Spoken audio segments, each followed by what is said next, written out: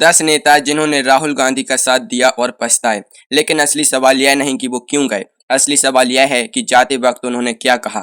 Number 1 पर जो हुआ वो सुनकर आप यकीन नहीं करेंगे। नंबर 10, सुष्मिता देव असम से आती थी। पिता संतोष मोहन देव कांग्रेस के कद्दावर नेता, केंद्र में मंत्री, राजनीति इनके घर की हवा में थी।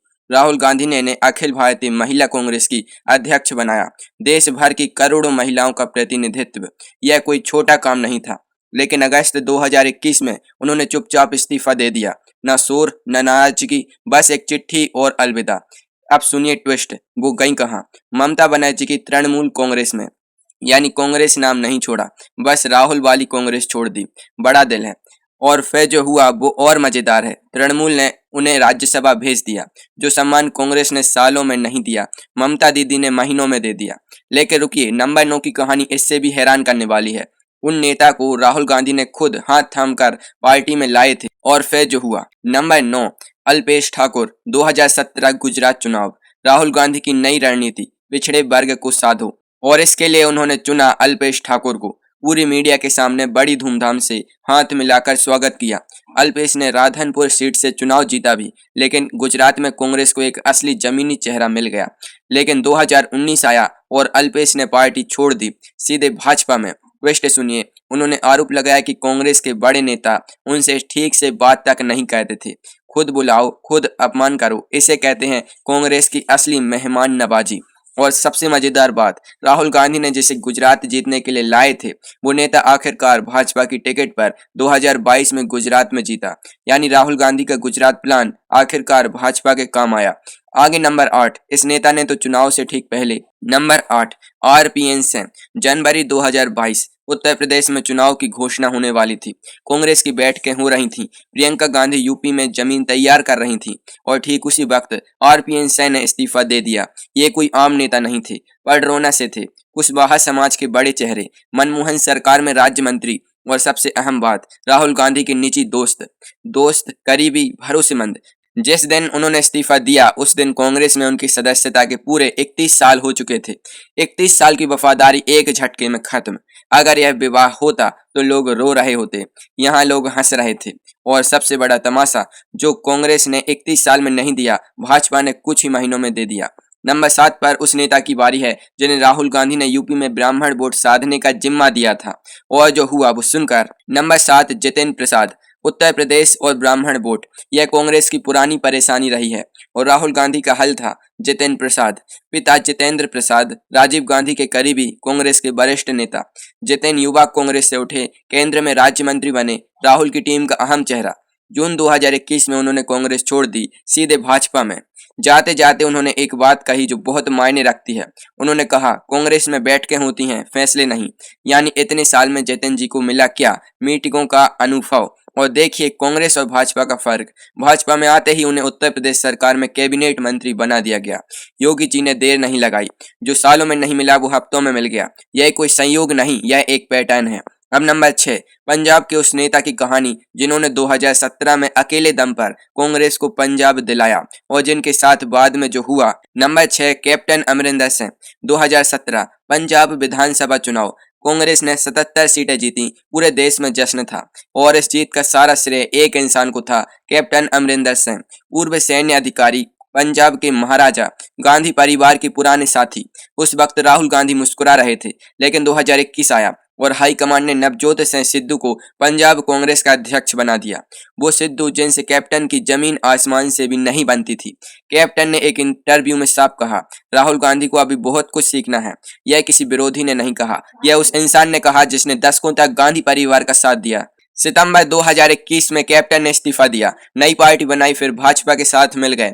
नतीजा 2022 में पंजाब में कांग्रेस बुरी तरह हारी। आम आदमी पार्टी ने 92 सीटें जीत ली।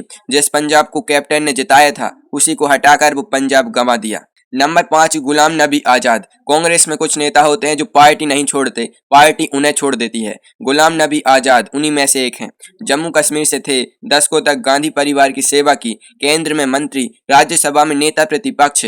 जब वो राज्यसभा से विदा हुए तो प्रधानमंत्री मोदी की आंखें भर आईं। सोचिए, विपक्ष के नेता की विदाई पर सत्ता पक्ष रो रहा था। 2020 में उन्होंने उन 23 नेताओं के साथ सोनिया गांधी को चिट्ठी लिखी जिसमें कांग्रेस में सुधार मांगा गया। कांग्रेस ने इसे बगावत कह दिया। अगस्त 2022 में जब उन्होंने इस्तीफा दिया, वो चिट्ठी इतिहास में दर्ज हो गई। उन्होंने लिखा, राहुल गांधी के इर्द गिर्द अनुभवहीन चापलूसों की फौज है जो असली नेताओं को किनारे कर देती है। 55 साल की राजनीति एक चिट्ठी में समेट दी। आगे नंबर 4, उस नेता की कहानी जिसे राहुल गांधी ने खुद गुजरात का गेम चेंजर बताया था और जिसने जाते वक्त चिकन सैंडविच का जिक्र किया। नंबर 4, हार्दिक पटेल। 2015 में गुजरात में पाटीदार आंदोलन हुआ। एक 22 साल का लड़का लाखों लोगों को सड़क पर ले आया। नाम था हार्दिक पटेल। राहुल गांधी ने सोचा यही चाहिए। 2019 में राहुल गांधी ने खुद हार्दिक को कांग्रेस में शामिल किया, गुजरात कांग्रेस का कार्यकारी अध्यक्ष बनाया। बड़े सपने, बड़े दावे, लेकिन मई 2022 में हार्दिक ने इस्तीफा दे दिया। और यहाँ आता है वो ट्विस्ट जिसके लिए यह नंबर याद रहेगा। हार्दिक ने जाते वक्त कहा कि कांग्रेस के बड़े नेता जमीन पर काम करने की बजाय चिकन सैंडविच की व्यवस्था में ज्यादा व्यस्त रहते हैं। Chicken sandwich. भारतीय राजनीति में शायद पहली बार किसी नेता ने इस्तीफे में खाने का जिक्र किया। भाजपा में गए। 2022 में गुजरात चुनाव में बिरमगाम से जीते। राहुल जी का गुजरात सपना अब भाजपा की जीत बन गया। नंबर 3 पर वो नेता है जो राहुल के सबसे भरोसेमंद शहरी चेहरे थे। उन्होंने जो कहकर पार्टी छोड़ी वो। नंबर 3, मिलिंद देवड़ा। मुंबई की राजनीति में देवड़ा परिवार का नाम पुराना है। पिता मुरली देवड़ा कांग्रेस के दिग्गज और मिलिंद राहुल गांधी के कोर ग्रुप का हिस्सा। मुंबई दक्षिण से सांसद, शहरी, पढ़े लिखे, आधुनिक, बिल्कुल वैसे जैसा राहुल गांधी की नई कांग्रेस का चेहरा होना चाहिए था। नंबर 2024 में उन्होंने कांग्रेस छोड़ दी, एकनाथ शिंदे की शिवसेना में शामिल हो गए। मिलिंद ने कहा कि कांग्रेस सिर्फ विरोध की राजनीति कर रही है, हाँ या ना, बस नहीं, सिर्फ नहीं। उनका कहना था कि पार्टी अपनी पहचान खो चुकी है। और फिर 2024 के लोकसभा चुनाव में मिलिंद ने मुंबई दक्षिण से शिवसेना की टिकट पर चुनाव लड़ा। वो हारे जरूर, लेकिन कांग्रेस की टिकट पर जो उम्मीदवार था वो उनसे भी पीछे रहा। जो पार्टी छोड़ी उसे भी पीछे छोड़ दिया। इसे कहते हैं असली अलविदा। अब नंबर 2, एक ऐसी दोस्ती की कहानी जो दशकों पुरानी थी और जिसके टूटने से एक पूरी सरकार गिर गई। नंबर 2, ज्योतिरादित्य सिंधिया। राहुल गांधी और ज्योतिरादित्य सिंधिया दोनों एक साथ पढ़े, एक जैसी पृष्ठभूमि, एक जैसे सपने। यह दोस्ती राजनीति से पहले की थी। सिंधिया मध्य प्रदेश के ग्वालियर के महाराजा घराने से थे। गुना से सांसद। 2018 में जब मध्य प्रदेश में कांग्रेस जीती तो उन्हें लगा मुख्यमंत्री वही बनेंगे, लेकिन हाईकमान ने कमलनाथ को चुना। सिंधिया को किनारे कर दिया गया। उसी दोस्त ने जिससे उन्होंने पढ़ाई की थी। मार्च 2020 में सिंधिया ने इस्तीफा दिया। उनके साथ 22 विधायक भी चले गए और मध्य प्रदेश की कमलनाथ सरकार जो 15 महीने पहले बनी थी धड़ाम से गिर गई। एक इस्तीफे से एक सरकार। यह राजनीति नहीं, गणित था। भाजपा ने उन्हें केंद्र में कैबिनेट मंत्री बनाया। वही जैसे दोस्त ने साइडलाइन किया, दुनिया ने उसे मंच दे दिया। और अब नंबर 1, यह कहानी सबसे बड़ी है। एक ऐसे नेता की जो राहुल गांधी के पास असम की समस्याएं लेकर गए और राहुल उस वक्त। नंबर 1, हेमंता बिस्वा शर्मा। यह लिस्ट का सबसे बड़ा नाम है। हेमंता बिस्वा शर्मा असम से कभी राहुल गांधी के सबसे भरोसेमंद नेताओं में गिने जाते थे।